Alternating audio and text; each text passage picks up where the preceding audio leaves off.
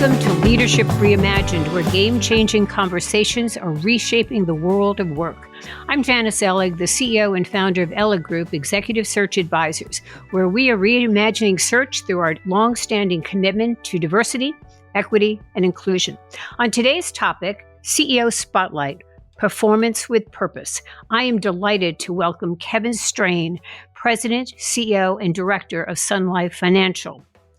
Joining Sun Life in 2002, Kevin has held several senior roles, including his appointment in 2012 as President Sun Life Asia, in 2017 to Chief Financial Officer, and in 2021, President and CEO.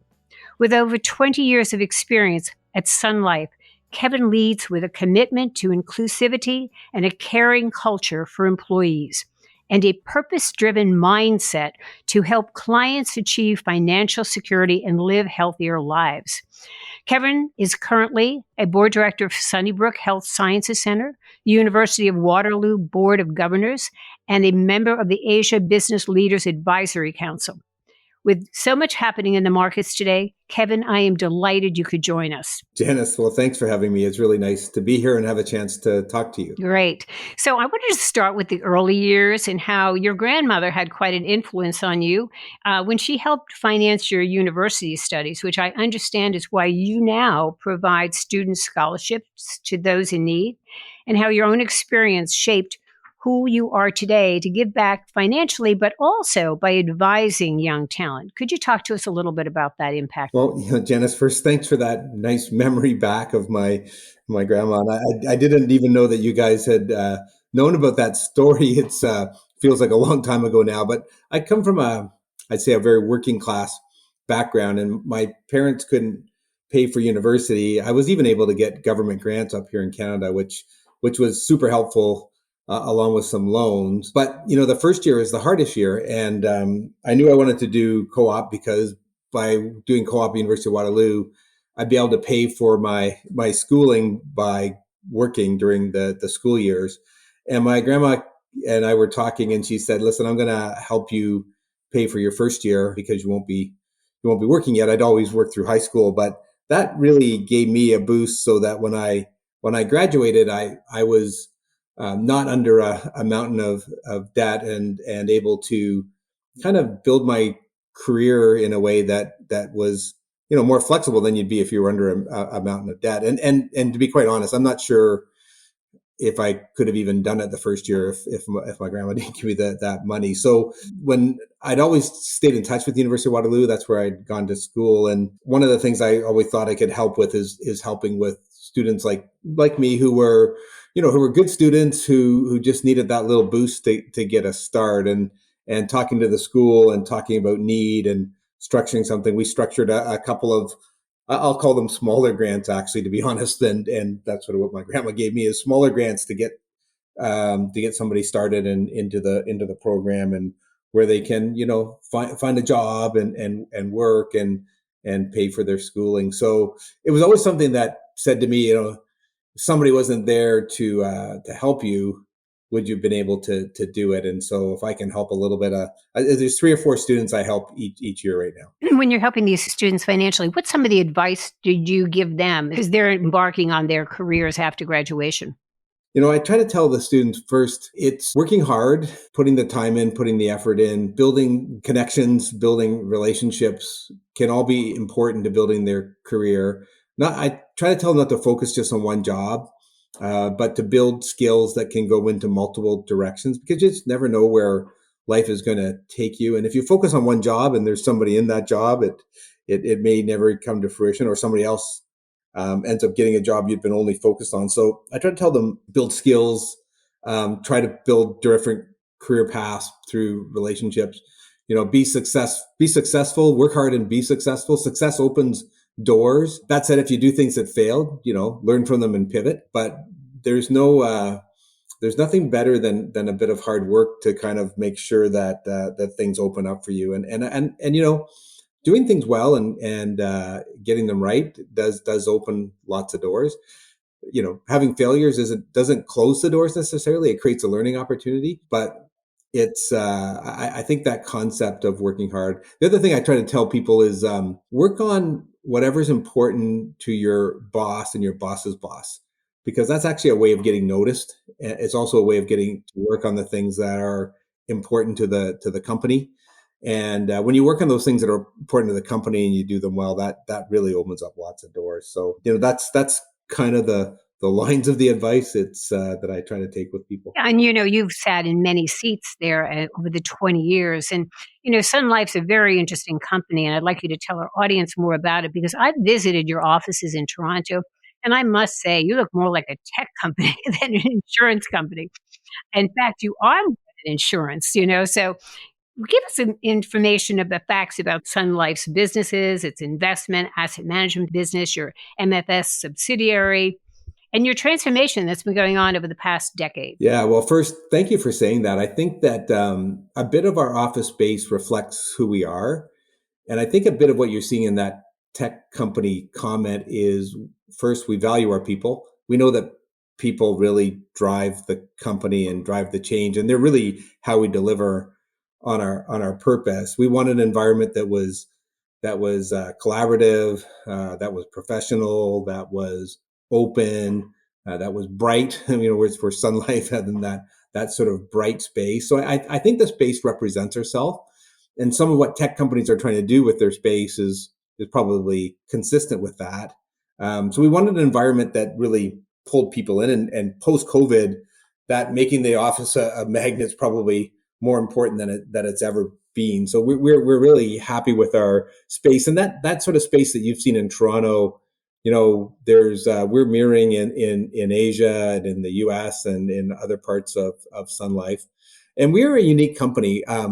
We are close to 50% of our income comes from asset management, and 50% from the protection business. We have over 50% of our incomes coming from the US, and close to 20% is coming from Asia. So we're a truly global company. In fact, we're in 28 different markets around the world.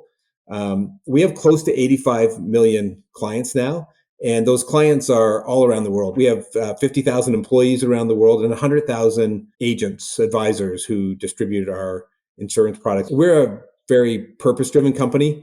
As I was resetting our strategy when I became CEO about a year and a half ago, one of the things we looked at, we said we wanted to start right back at the purpose and say, does the purpose of the company work? Our purpose is helping clients achieve lifetime financial security and to live healthier lives. Everybody I talked to said, don't touch our purpose. We love the purpose of this company. It's what brings us into the office. If you think about millennials today, I can't believe how many of them join us because of our purpose. And one of the things that struck me as I was talking about that was everybody said, don't touch our purpose. So I started to say to them, okay, that's great. Tell me the client stories where we're actually helping them to achieve lifetime financial security and to live healthier lives. That got a little bit tougher. And it struck me that, we want to just not just have a nice purpose. We want to be a purpose-driven company. And that means creating client impacts and starting to measure client impacts. And so we're starting to measure both financial actions and financial impacts, and health actions and health impacts.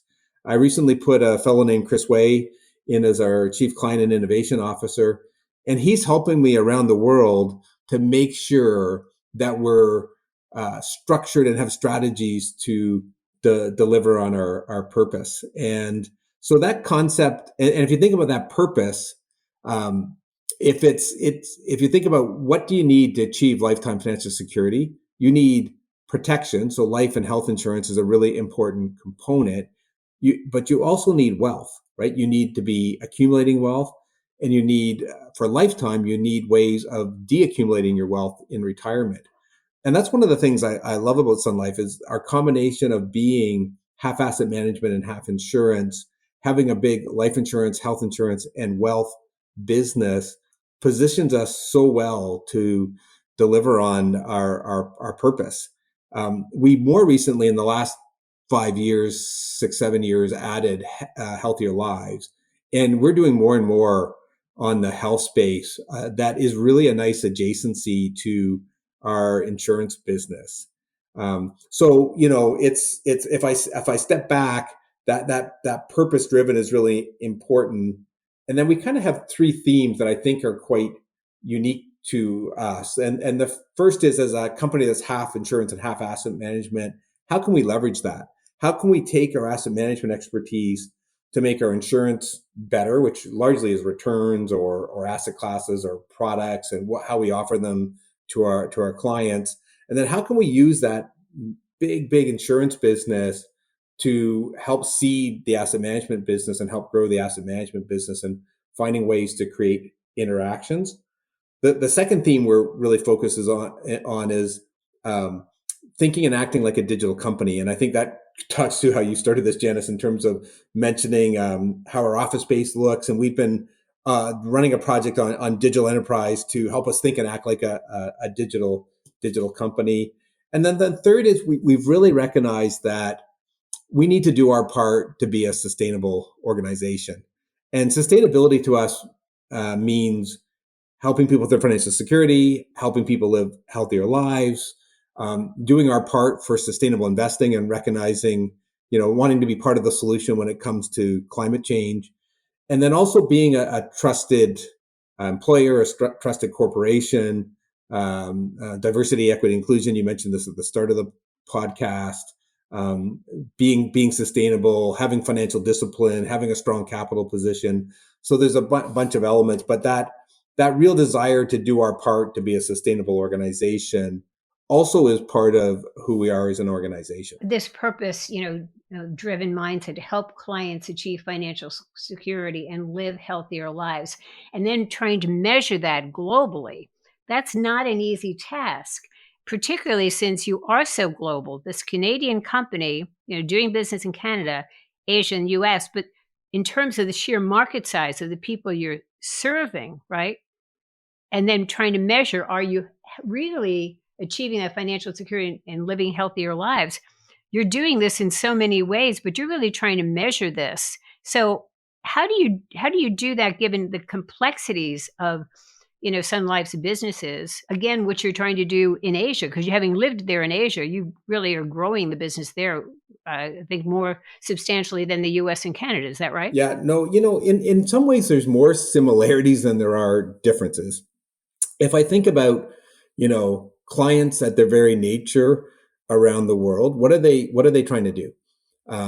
They're trying to accumulate their wealth so that they can pay for their kids' education, so that they can live a good life, so that they can retire and have enough funds in retirement. They're trying to protect their health. They're trying to protect their families from a life insurance perspective. They want to live healthier. That's true. That's true in the US, that's true in Canada, that's true in every country we do business in Asia. So this concept of the purpose rings right across the world. In fact, if you think about Lunar New Year in Asia, I don't call it Chinese New Year because my wife's Vietnamese and they call it Tet there, and it's Vietnamese New Year there. So it's Lunar New Year. And if what you wish people, you wish for them long life, longevity, prosperity, and good health. That is actually the wish that you send to people during Lunar New Year. And it's very tied to our purpose, right? And our purpose came out of Canada and the US really more than Asia. So there's a similarity into what at the very core people need. There is for sure differences in culture and differences in where economies are and how developed economies are and how people use technology. And so there's a lot of differences, but in many ways our purpose holds all of that together. And the concept of wanting impacts holds all of that together. So while it's complicated, we're in a lot of places, our purpose and then our strategy really make that really help us to deliver it. And one of the things that I find is that we're able to leverage things that are happening in other parts of the world. If we weren't in Asia, we wouldn't have a view of where technology is going in Asia, or what's happening from a client perspective, or what's happening in their economies. I tell people that Sun Life has been in business 150 years. We've been in Asia for over 130 years. For that 130 years, technology that we used in Asia came from Canada. People that we needed to to grow the business in Asia often came from Canada and the U.S. The product ideas that we did in Asia often came from Canada and the U.S. The next 125 years, it's just math, right?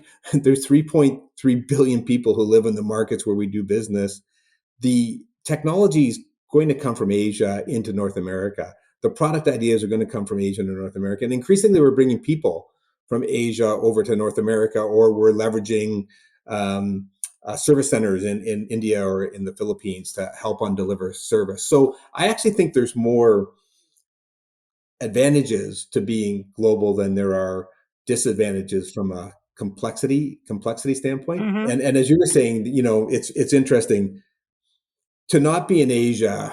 I think over the next, and it's going to take 10, 15, 20 years, both China and India will be two of the top three economies in the world.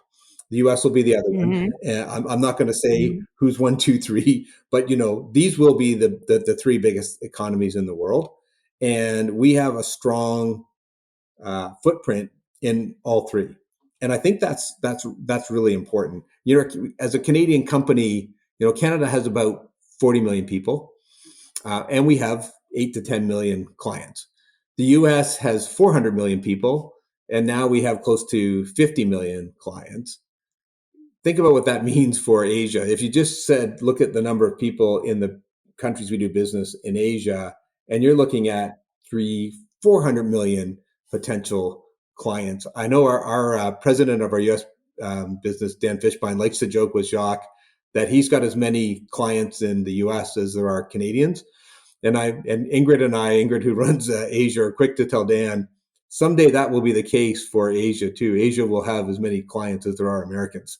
And it's just the size of the opportunity, right? That's incredible. And so, therefore, really the cross-cultural impact that you're having, your employees have to really embrace through that local lens, correct? In terms of what's needed. And so you sounds like you have a lot of people moving around the globe to service clients. In every country we do business, we try to have a local CEO. So if I looked across our Asian businesses now, the person who runs Hong Kong is from Hong Kong. The person who runs the Philippines is from the Philippines. The person who runs Vietnam was born in Vietnam. The person who runs Indonesia is from Indonesia. So we've really tried to, same in India, China, right across. And then our distribution people and our operations people are also local. Understand the culture, understand the regulators, understand the size of the opportunity, how to do business, how to motivate people there. And then we try to seed into smart roles expats who really come with deep Sun Life experience. And that's often finance, or actuarial, risk people, compliance. They're on the management team, and they bring that sort of balance. And then we also try to bring those local CEOs and distributions and product and operations people back into the broader Sun Life for education times, for sharing, for understanding, for different forums. And so you get that balance, because you're absolutely right. There's no clients in the corporate office. There's no clients in our regional office in Asia. The clients all exist inside of the businesses. And getting close to the clients and understanding the cultural differences and the cultural needs and how they use technology and what technology is available. We've just found that to be really important to being able to grow across the world, but at the same time, bringing it back and then trying to leverage those things we're seeing, because sometimes you can see them in advance of the competitors by doing that. So I want to just remind our audience you are listening to CEO Spotlight, Performance with a Purpose. Kevin Strain, Sun Life CEO, President, and Director. The topics we cover, like today's, are all current, and a new topic with a new game changer is released every month. This is a great way to stay current on relevant issues happening around us. Now, let's return to Kevin Strain and talk further about the transformation that's been going on over the past decade at Sun Life, Kevin, and some of the acquisitions that you've done, the number and the purpose, the strategy going forward with these acquisitions. Yeah, we've had a programmatic M&A strategy, which means, as a company, for a number of years now, probably 5 to 10 years, we've been growing our capital organically at 800 million to a billion per year. And we've been able to turn that 800 million to a billion per year into a programmatic acquisition strategy where we're really looking for acquisitions that either add capabilities that we don't have today, or they add scale in places that we need scale. So we've been very targeted at where we do M&A. It's got to either add scale or it's got to add capabilities. And then, of course, it has to have financial discipline. It has to help us with our medium-term financial objectives. So it's got to be accretive to earnings. It's got to add to the cash flow of the company, which, of course, supports our shareholder dividends. And it's got to be accretive to our ROE, have an IRR that's in excess of what our ROE target is. And those are the three sort of financial measures we're looking at when we do acquisitions. If I step back and looked at the past 5 years, we've been building out in Asia and in our alternative asset management business primarily, but we've done some very targeted things and some big things in the US side in the health business and in the health space.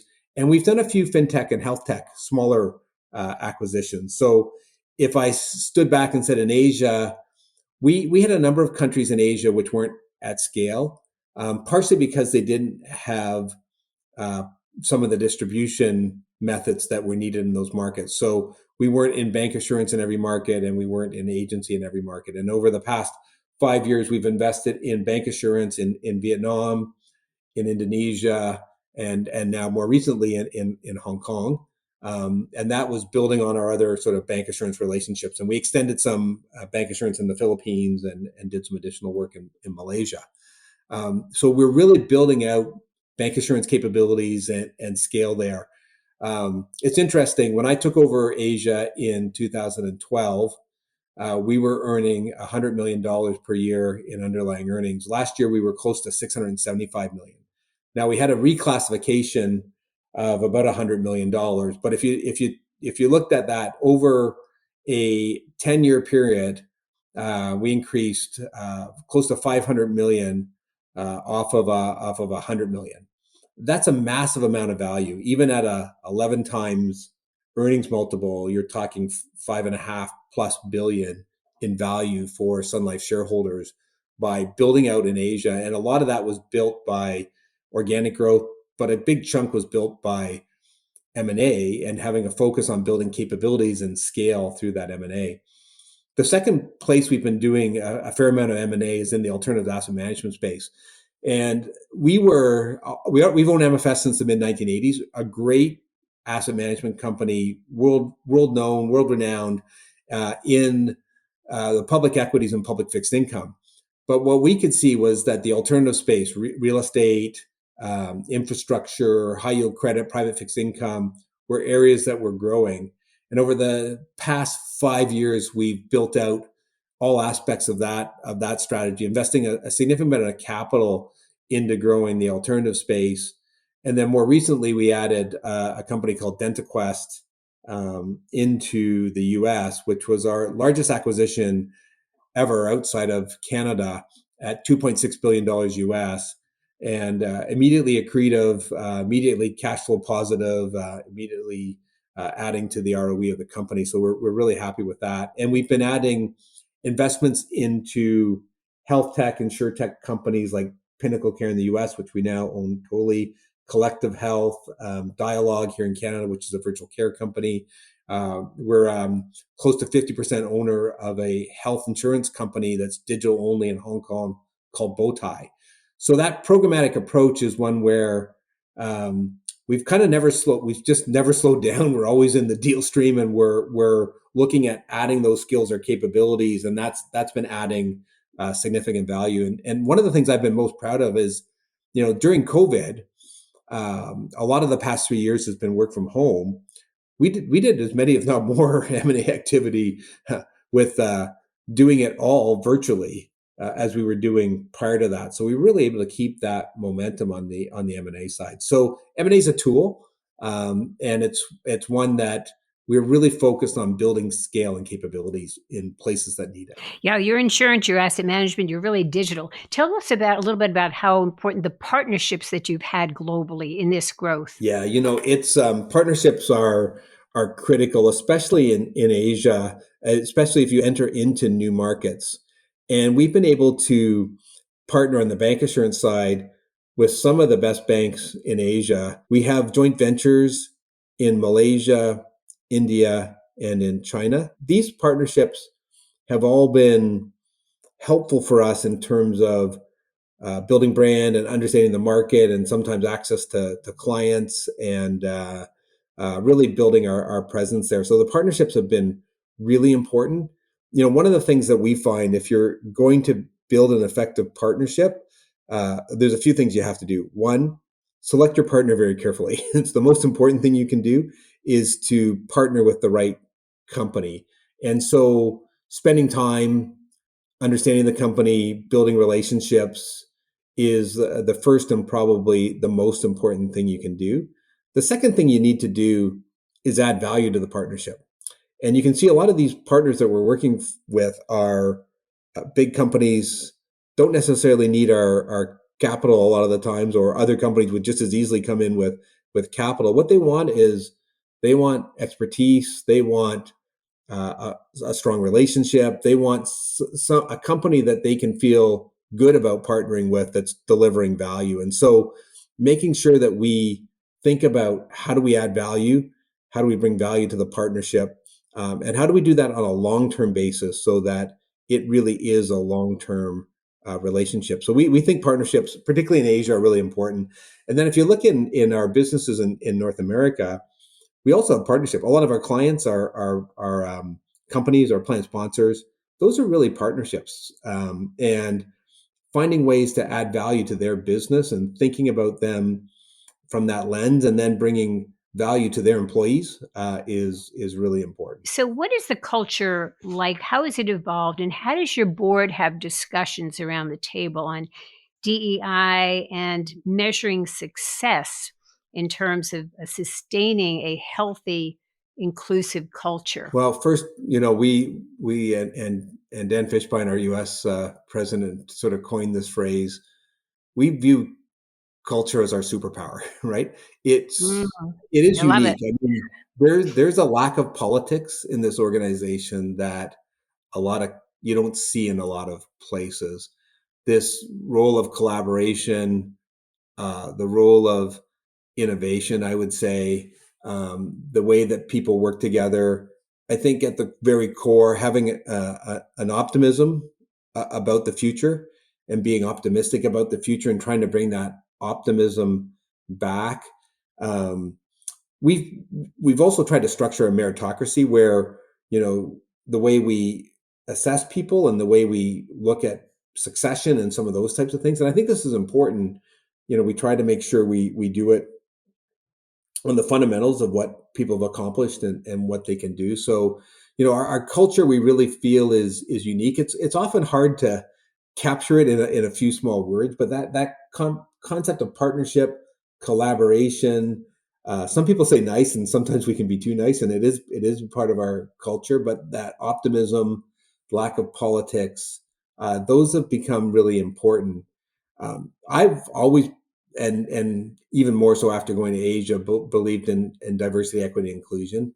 If you're not representing um, the population around you, you're not getting the best people, right? Like, it's impossible in my mind that if you've got the best people, that half of your management team is a woman, that if you've got the best people, that your team doesn't look like, the city of Toronto is a very diverse city, that we need to look like the city, or we're not looking hard enough to bring in the best people. So to me, diversity, equity, and inclusion is about making sure we build the strongest teams.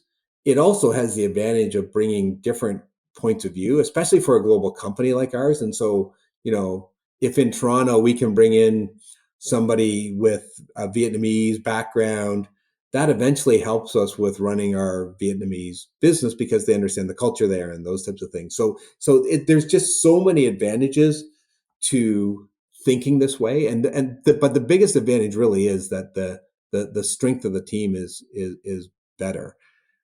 It's not an easy part of the culture. It's something we have to work at. And in fact, it's I'm not where I would like us to be. So our goal is to be at parity for men and women around the world, and to be at 25% underrepresented minorities in our North American businesses, both at VP and above. We've been leading from the top. Our board is at parity. Our board has the diversity, has met the diversity requirements. My executive team's at parity for men and women. We've added diversity to the executive team. So we're leading from the top, but there's still work to do inside of the system. And one of the things that tells me that, we're working hard at it and we're still not at parity. So it does show you that companies have to work at it. They have to structure it. And it's in some ways it's unfortunate. It doesn't just happen. We still need to work at it. And that's just a fact. And so I think us having a goal and being committed to working at it is eventually going to build the best team that we could have. You truly take to heart the analytics in terms of you survey your employees, you look at all types of, data out there about how your employees feel about working there. So you're really making it a personal objective for you and the board, Kevin. I mean, that's what I hear you saying, because you're not satisfied yet, but you are always out there listening to what your people are saying, even those who have left, right? So I think that's the only way to kind of stay on top of it. So in that regard, tell us about because we're going to close shortly, and I want to know about your own personal leadership guidelines. What you want to be known for, seen as by your colleagues, by your employees, your clients, really all constituents. Because I know you're taking this, this purpose-driven organization to be delivering on the purpose very seriously to your employees and your clients.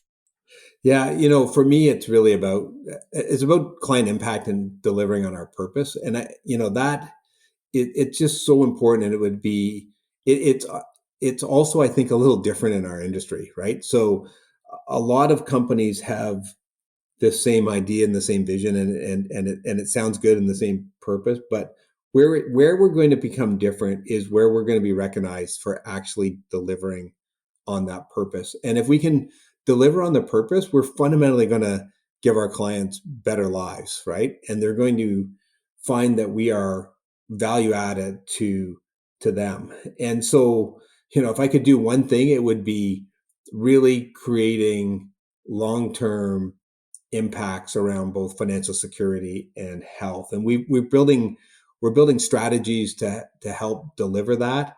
But in the end, that's the core. It's why I've added the chief client impact person at my executive team table with Chris. The way you do that is strategy, structure, people.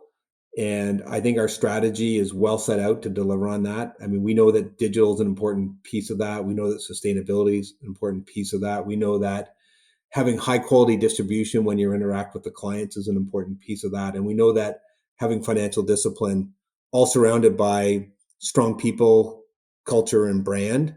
And that's our strategy in a nutshell. And if with that strategy, I can see us delivering on the purpose. The way we execute is having the right structure to do that and creating alignment in your structure, but then ultimately having the right people and culture to execute. And that's honestly where I've been spending my time. And if the other thing, if at the end of this, which is hopefully a long time from now, I'm done, people would say, hey, we've also done an incredible job of developing the best people in the industry, and that we're known for having the best people and develop the best people in the industry. So, if I can deliver on our purpose and continue to develop our people, I think that'll put us in a really good place. I think that's your superpower, right? It's your people and your culture, and that will drive, client satisfaction. Any parting words? Kevin's been a very insightful and informative discussion. So any parting words? For all CEOs, if they can really think about what is their purpose as a company and how does it impact all of their stakeholders, and what does it mean for their clients? What does it mean for their shareholders? What does it mean for their communities? What does it mean for their people? And creating that strategy that aligns to your purpose, and then finding ways execute on it. That's why we're here as businesses.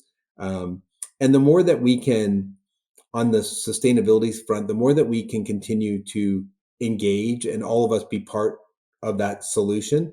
I don't believe in putting people and putting companies outside of saying they can't be part of the solution. So I think finding ways to engage all of us in the economy, engage all of us in the change, engage all of us in making the places where we do business better. And I think as organizations, we can do that by having a strong purpose that's linked to a great strategy and development of our people. Yeah, and you and I talked a little bit before the program about a bit of bringing the world together to be a better place for all, right? And so as a CEO, you have that power with a purpose. And if everybody does that, we can maybe be a better world overall, correct? It's easier said than done, but a lot of us know how to do this, and I think it's really staying dedicated to that and driving out that purpose. Well, Kevin Strain, thank you again for joining us today and sharing a very exciting story about your growth and transformation. And we look forward to seeing that occur and reoccur in the future.